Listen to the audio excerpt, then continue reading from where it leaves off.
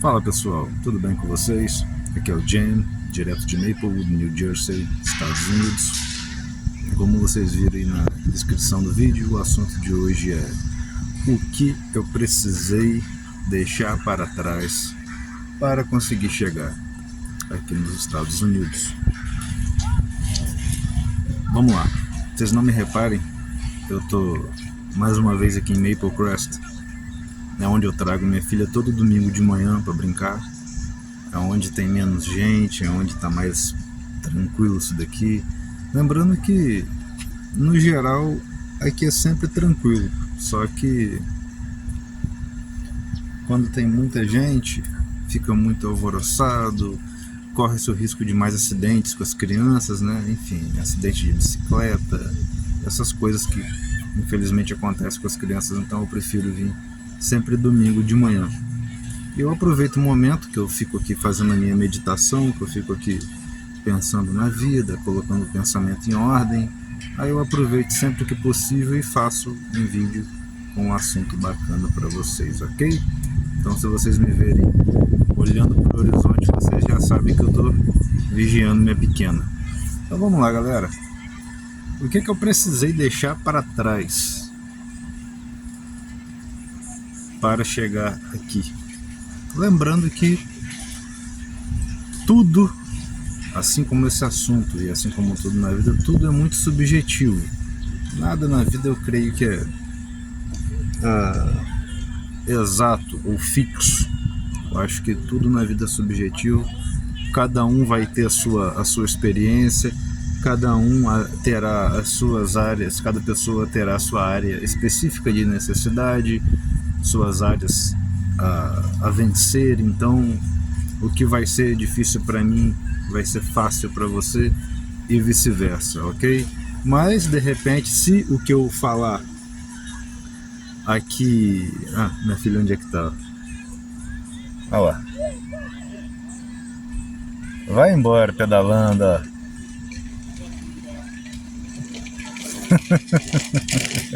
E essa é a tranquilidade dos Estados Unidos, cara. A criança vai embora pedalando, você nem se preocupa, né?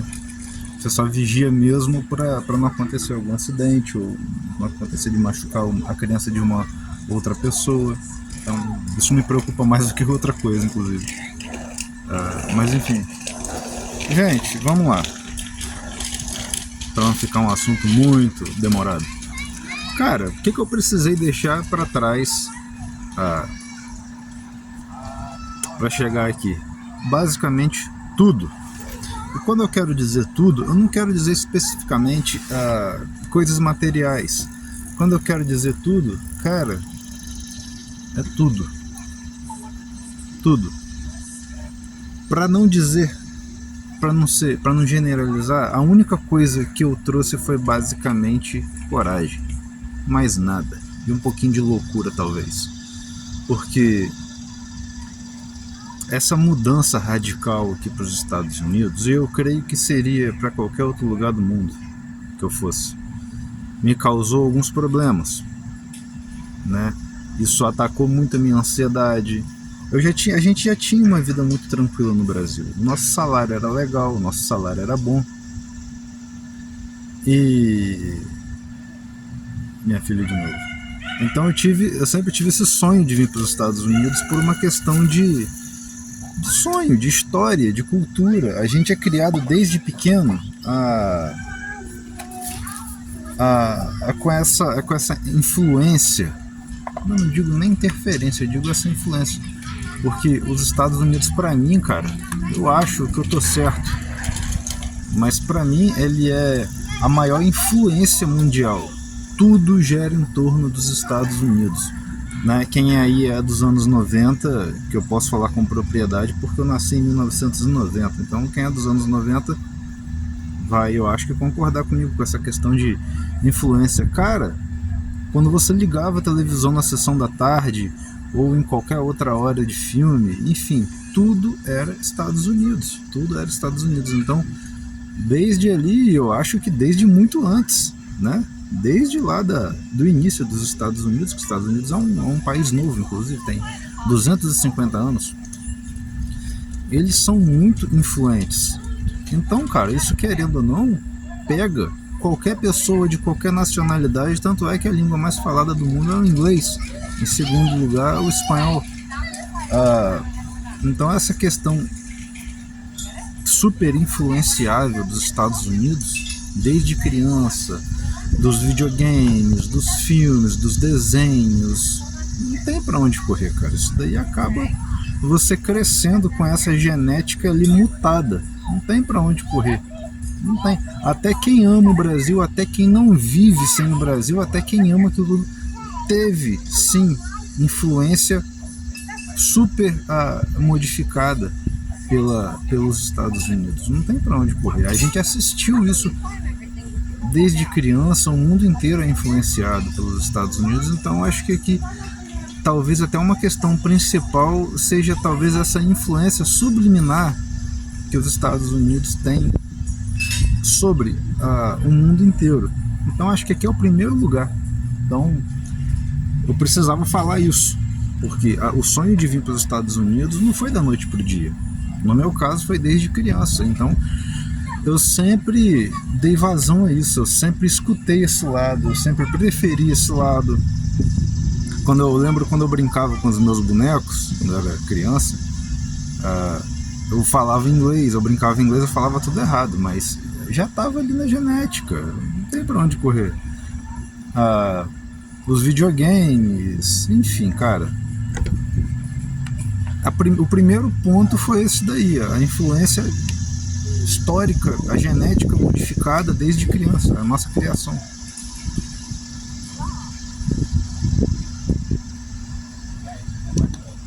Bebam água. Então, quando eu vim pra cá, a única coisa que eu trouxe era coragem. Quando eu digo coragem, por que, Janderson? É tão difícil assim, cara, pra mim foi. Não na questão, como é que eu posso te dizer? De acontecimento. Não foi difícil as coisas acontecerem. Tanto é que eu já coloquei em outros vídeos que foi tudo muito natural, foi tudo muito tranquilo. A gente não precisou fazer nada de errado. Então foi tudo muito orgânico. Mas mesmo sendo tudo, abre aspas, fácil, e tudo acontecendo ali de acordo com a nossa caminhada, para mim foi difícil aqui dentro. Por quê? Cara, nossa vida era estabilizada no Brasil, a gente não passava falta de nada, a gente ia nos melhores restaurantes que a gente sempre podia, cara, tava tudo tranquilo, a gente não era rico, isso daí não, mas a gente tinha um salário e uma vida acima da média, a gente não se preocupava com aluguel, muito pelo contrário, a gente tinha aluguel para receber, então a gente tinha lugar para alugar. Então a nossa vida era muito tranquila. Mas, segundo Augusto Cury, quando Augusto Cury, ou foi William Douglas que falou isso? Augusto Cury. O ser humano ele é tão criativo que quando ele não tem problema, ele arruma. E aqui tô eu, o problemão que eu arrumei pra minha vida. Porque quando eu não tinha muito assim, mais o que fazer no Brasil, eu falei, cara, ou eu vou montar um estúdio de tatuagem pra mim. Quem me conhece, os mais íntimos sabem que eu tava me dedicando à tatuagem, enfim. Eu sempre tive talento para desenho e eu ia acabar seguindo essa carreira. E eu fiz alguns cursos, enfim. Então eu falei, ou eu abro um estúdio de tatuagem aqui no Brasil, lá no Brasil, ou eu vou para os Estados Unidos e começo uma vida do zero. E aquele impasse, né, aquele dilema. Cara, se eu investir no estúdio de tatuagem aqui no Brasil, eu vou investir pesado, eu vou pegar um dos lugares que eu posso alugar e vou transformar no estúdio. Eu sou um camarada que eu sou 880, ou é 100% ou é nada, eu vou investir pesado e quem me conhece sabe que eu sou assim. E cara, se eu investir todo o meu tempo, todo o meu dinheiro, toda a minha expectativa e meu conhecimento no estúdio aqui no Brasil, provavelmente eu não vou sair do Brasil. Então eu já vinha de uma carreira que eu tava ali fazendo muita reforma na minha casa, todo o dinheiro que eu juntava, jogava em reforma, Eu nunca fui um cara de ostentar carro, de ostentar moto. Eu nunca gostei de gastar dinheiro com coisa que não me dá retorno. Eu sempre fui assim. Tanto é que no Brasil eu nunca tive nem carro nem moto.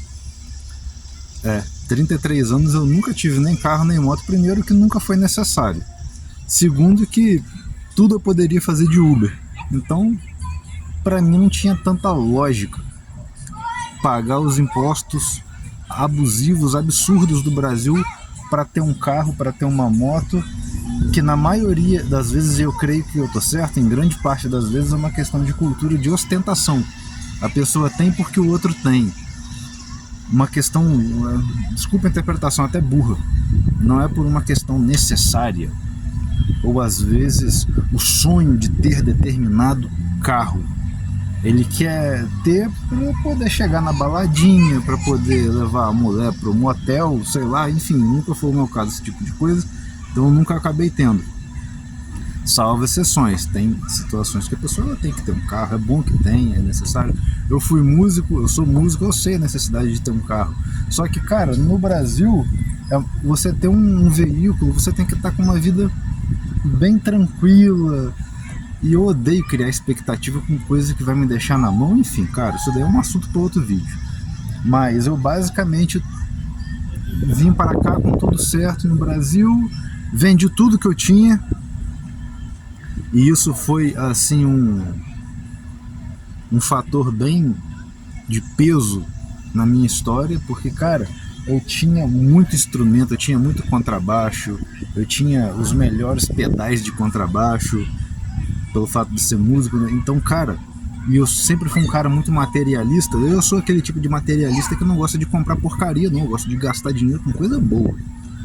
Eu me ferro pra comprar aquilo que eu quero, mas vai ser um negócio top. Então, cara, sempre que eu conseguia comprar as minhas coisas, né? Eu sempre trabalhei com fotografia, eu tinha câmeras boas. Enfim, cara, quem me conhece sabe.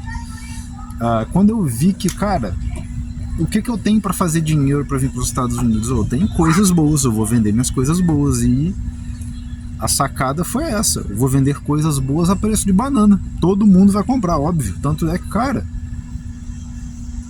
claro que isso foi um processo assim, durante anos. Eu comecei a vender minhas coisas para vir para os Estados Unidos em 2019. Foi quando veio a porra da pandemia lá em 2020, ferrou tudo. E muita coisa que eu havia vendido acabou ajudando a gente, né, nessa época aí da pandemia, que os empregos caíram, os trabalhos caíram, o famoso fica em casa e fazer o quê? Tivemos que ficar. Acabou que muita coisa que eu tinha vendido ali em 2019, eu, com a esperança de vir para os Estados Unidos, eu acabei usando para me sustentar em 2020, né?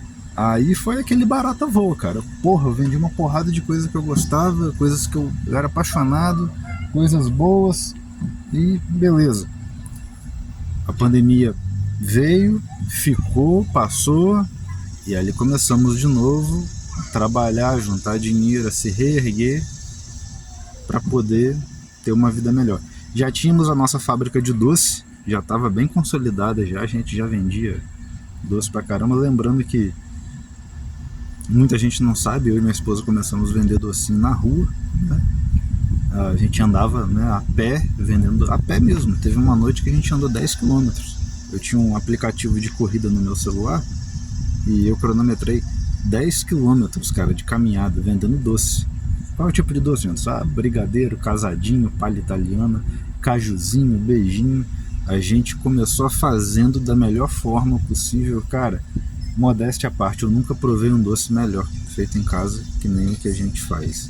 Talvez a gente até traga a fábrica Docinhos da Lisa aqui para os Estados Unidos, não sei, vamos ver o que a gente vai fazer, mas enfim, foi quando a gente começou a juntar mais dinheiro e nos consolidamos de novo. A gente fez dinheiro pra cacete, cara, vendendo docinho. Teve uma época que a gente parou de vender docinho na rua, porque a gente conheceu muita gente boa na rua, donos de restaurante, donos de padaria, enfim, lugares que começaram a encomendar nossos doces a ponto da gente não precisar ir mais pra rua. Depois eu comecei a entregar os doces, né? Os amigos aí sabem, né? Muita gente comprou, muito obrigado a vocês que compraram. Querendo ou não, cara, o fato da gente estar aqui, a venda dos docinhos ajudou muito, e você que comprou o docinho da Liz, obrigado. Você ajudou a gente a chegar aqui nos Estados Unidos, ok? Então, depois dessa venda de docinho, bum, juntamos esse dinheiro. Lembrando que eu nunca larguei o meu emprego, nem o Johanna largou dela. E, cara, começamos a juntar dinheiro, veio o visto, bum, viemos pra cá. Antes de vir pra cá, um mês, eu comecei a vender tudo que eu tinha de mais valioso.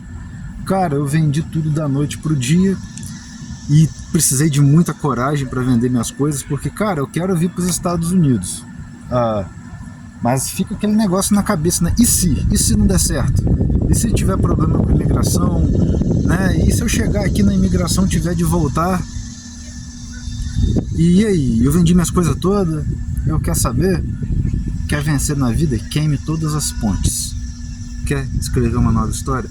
Queime todos os caminhos alternativos, cara. Queime tudo. E foi o que a gente fez. A gente queimou todos os caminhos alternativos. A gente queimou todas as pontes, a gente queimou todas as fontes e a gente chegou aqui na imigração falando, basicamente: a única coisa que a gente tem no Brasil é a nossa casa. Que isso daí a gente não fez, a gente não vendeu. E é um conselho que eu te dou: se você está vindo para cá, se você está sem dinheiro, faça qualquer coisa. Pegue empréstimo no nome de terceiro, faça financiamento, faça qualquer coisa, mas não venda o seu imóvel, porque é a única coisa que você tem, ok? E imóvel no Brasil, para quem mora nos Estados Unidos, o imóvel no Brasil, cara, é muito adianto. Vale muito a pena você ganhar dinheiro aqui, ter o seu imóvel no Brasil, botar para alugar, comprar mais coisas no Brasil, enfim. Fica a dica. Vale muito a pena. Então é um conselho que eu te dou: não venda o seu imóvel ou os seus imóveis no Brasil para poder vir para os Estados Unidos, porque, cara, você não sabe o que vai acontecer aqui. A verdade é essa. Bebam água. Então, Jonas, mas você não está falando queimar todas as pontes? Sim, mas papai não é burro, né, meu amigo? Papai não é burro. Depois que a gente tem filho, depois que a gente tem casa, a gente quer deixar no mínimo alguma herança. E a única coisa que eu tenho no Brasil, são as casas, são os imóveis que eu não vendi. Eu deixei guardado lá porque eu não sei o dia de amanhã. Se a gente quiser voltar para ficar um tempo no Brasil, já tem a casa, já tem os imóveis. Se a gente quiser alugar, a gente não precisa ainda, mas a hora que a gente quiser alugar, tá lá. A gente não precisa alugar a um preço absurdo, a gente pode alugar a um preço bem abaixo, porque a gente não tem necessidade desse dinheiro.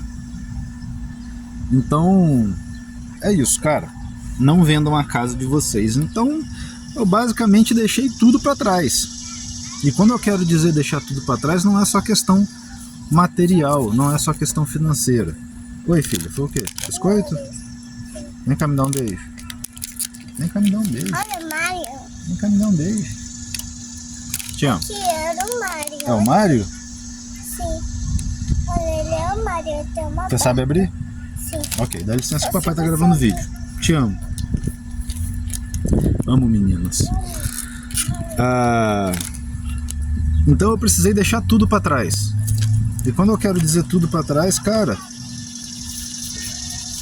tudo. Não foi só material. Eu lembro que 2 dias, 3 dias antes de ir pro Rio, pra ficar no Rio, pra pernoitar, pra começar a pegar o voo do Rio, a gente pegou o voo pra São Paulo. De São Paulo pegamos o voo pra Nova York, de Nova York pegamos o voo pra Massachusetts. Então foram aí basicamente 24 horas de loucura. Essa é a verdade. Então eu lembro que alguns dias antes desse feito, eu lembro que eu tava com uma ansiedade muito atacada e eu precisava resolver aquilo, mas aqui dentro. Aí eu não tava dormindo, eu peguei, fui de madrugada ali no quintal da minha casa, botei a cadeira, eu lembro como se fosse ontem. Botei a cadeira, sentei. Cara, eu olhei a noite inteira. Eu olhei as estrelas. Eu olhei uma cacetada de satélite passando de madrugada. Foi uma das noites mais tops assim da minha vida em questões pessoais. E eu lembro que eu precisava deixar algumas coisas para trás além do materialismo. E essas coisas são questões relacionadas ao emocional. Então ali, cara, o que eu fiz não foi uma oração, né? Embora a oração seja você falar o que você deveria fazer, né? A oratória da ação. Então pode ter sido uma forma de oração. Cara, eu liberei perdão para muita gente. Eu conversei comigo mesmo. Eu liberei perdão para muita gente. Muito problema que eu presenciei no Brasil, muita gente que me prejudicou direta e indiretamente com algumas ações ou com algumas coisas que não combinam comigo, que eu tinha essa mágoa, esse problema guardado dentro de mim, e eu não ia procurar ninguém para pedir desculpa, até porque eu não errei com ninguém. Geralmente são as pessoas que fizeram merda e eu trouxe aquilo para dentro de mim. E as pessoas têm esse problema de não pedir desculpas. O ser humano, ele tem esse péssimo defeito de não pedir desculpas. Até quando ele reconhece a porra do erro, ele não pede desculpa. Então, isso, pelo menos na minha cidade, Campos dos Goytacazes, tem demais. Tem muito isso. As pessoas que fazem merda e não pedem desculpas, mas enfim. Então, aquilo eu fui trazendo muito para dentro de mim. E aquilo foi me gerando problemas psicológicos, enfim. E querendo ou não, quando você está ali vivendo no meio daquele tipo de pessoa que te prejudica, quando eu quero dizer te prejudica, cara, em vários sentidos, né? Isso daí é um assunto para um outro vídeo que eu vou trazer aqui também, né? O porquê de eu ter vindo pra cá, o porquê, a real razão de eu ter me mudado com a minha família pra cá. Mas então eu comecei a liberar perdão para as pessoas mesmo sem haver necessidade de cobrar pedido de desculpas delas. Então eu lembro que foi uma madrugada inteira, cara. Todo mundo que vinha na minha cabeça, todo mundo que eu pensava, todo mundo que o nome vinha na minha cabeça, eu liberava perdão. Se de alguma forma eu magoei e não lembro, eu pedia perdão também. E isso daí já é uma questão metafísica, né, cara? É uma questão física quântica. Eu creio que as pessoas, né, a quem eu tive problema no passado, receberam esse perdão e sentiram essa energia vinda de mim, partida de mim. E hoje eu tô aqui, cara. E se essas pessoas estão vendo o meu vídeo, cara, seja feliz, corre atrás dos seus sonhos, libera perdão para quem você precisa liberar, não guarde mágoas, desista de estar certo o tempo inteiro, que eu ouvi isso uma vez, não sei de quem, a certeza e a razão só servem para uma coisa, para você perder. Razão e certeza não servem para porra nenhuma, só serve para você perdê-la. Então, cara, desista de estar certo o tempo inteiro, deixa isso para trás, corra atrás só de uma coisa: paz. Paz. Paz. Corra atrás da paz. Razão e certeza não servem para absolutamente nada. A paz, em outro caso, serve pelo menos para te manter vivo e sem ansiedade. Então, cara, esse é basicamente o resumo do vídeo, né? Desse vídeo. Eu basicamente precisei deixar tudo para trás. Tudo para trás. Eu tentei não trazer nada. E quando eu digo nada, isso também inclui a questão da meninice. O menino ficou para trás, o garoto ficou para trás. Aqui é onde o filho chora e a mãe não vê. Então aqui você vira homem, você vira mulher, você cresce. Você que é casado, seu casamento vai ter uma outra formatação. Se você não for maduro, vai dar merda. E aqui você não tem apoio, cara. Você não tem, salvo as exceções, né? Tem pessoas que vêm pra cá com família, com agregado, com amigo, periquito, papagaio, e você vai ter aquele suporte ali.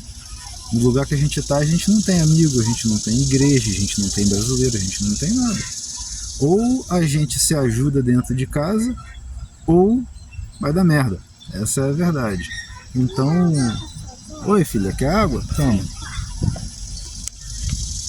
Então, ou você cresce, cara, ou você vai ser mais um menino, mais uma criança nesse berçário gigante, onde alguns se ferram porque não crescem aqui dentro, ou vencem porque definitivamente queimaram todas as pontes. Hey, how's it going? Ou queimaram todas as pontes e tem uma assombração aqui atrás de mim. Hey, do you want to record some movie with me here? What's your name? James. James. Hi, James. Daddy, I was playing with him. All right, you can play with him. Just be careful, right? Então é isso, gente. Deixe tudo para trás. Queimem todas as pontes. Quando eu quero dizer ponte, eu quero dizer rancor, mágoa, birra, materialismo, tudo que te prende. Porque eu acho, pelo menos comigo foi assim, uma das formas de você vencer e uma das formas de você chegar no seu sonho é encontrando esse caminho e não se desviando para lugar nenhum. Então, deixe tudo para trás. Esse é o conselho que eu te dou. Abraço.